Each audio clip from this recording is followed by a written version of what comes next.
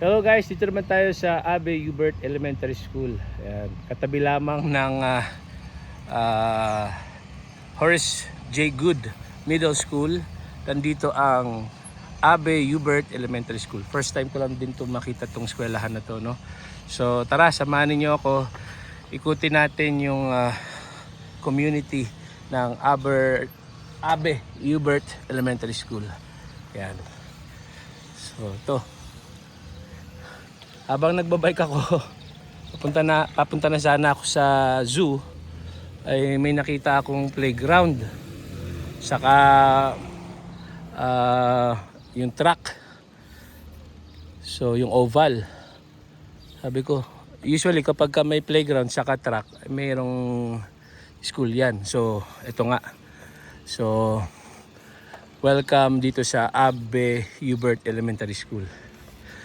Kanina sa videos ko or sa video ko kanina sa Horace Good Middle School, hindi ko na shout out yung mga teachers doon, yung mga Filipino teachers.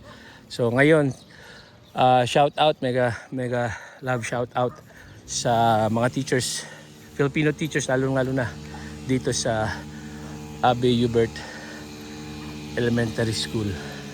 Yan. So summer ngayon, kaya walang mga estudyante.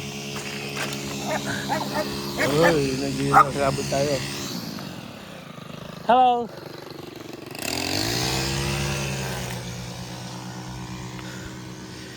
Today is July 7, Tuesday. And 10:35 a.m. So ito ang itsura ng Abe Hubert Elementary School community. Yan. So madalas ko ito nadadaanan pagka magsisimba kami sa St. Mary's. Hindi ko alam na ito pala ang Abe Hubert Elementary School. So kapag sinabi nating elementary school, Kinder to grade 5. Yan. Intermediate, minsan 5 to 6. Minsan mayroong intermediate school. Middle school, 7 to 8. Then high school, 9 to 12. Ayan. So ito yung kanilang oval, track and field. Yan. So ganda ng elementary school nila, malawak.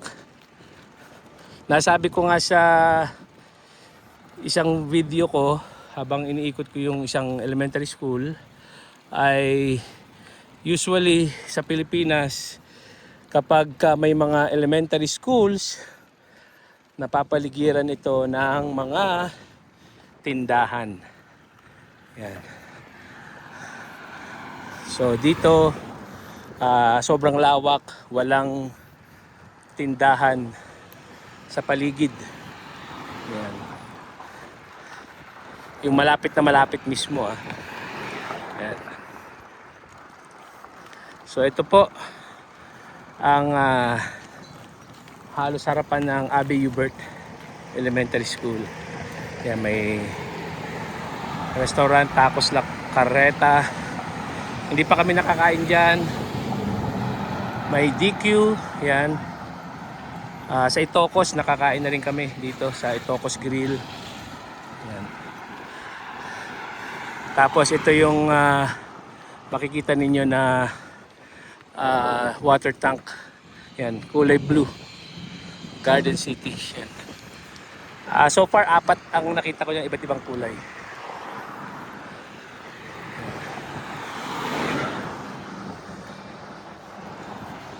So ikot tayo.